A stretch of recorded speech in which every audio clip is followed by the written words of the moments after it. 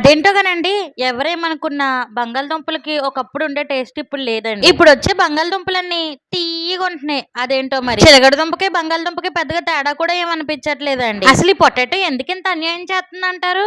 బానే ఉంది. Hero villain కొట్టుకుని కమెడియన్ ని చంపేసినట్టు పండించేవాడు బానే ఉన్నాడు, తినేవాడు బానే ఉన్నాడు. మధ్యలో అన్యాయం చేసింది అష్టచమ్మాడిందని నన్ను అంటారేంటి? అంటే ఏంటి ఇప్పుడు కూరగాయలు పండించడం మా తప్పు అంటావా?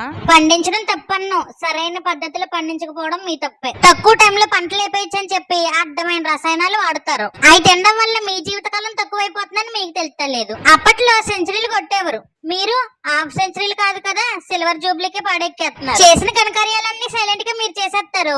మళ్ళీ బంగాళదుంప తీపొచ్చింది, బెల్లం పులుపు వచ్చిందని మాబడి ఎడుతారు. ఫైనల్ గా నేను చెప్పేది ఏంటంటే, గోడ కొట్టిన బాల్ రివర్స్ లో ఎలా అయితే వస్తుందో, నువ్వు నేచర్ కి ఏదిస్తే రివర్స్ లో నీకు అదే వస్తది. వేరే ఎక్స్పెక్టేషన్స్ ఏం పెట్టుకోమాక. ఏమండోయ్, పొటాటో చెప్పిన దాని మీద మీ ఒపీనియన్ ఏంటి?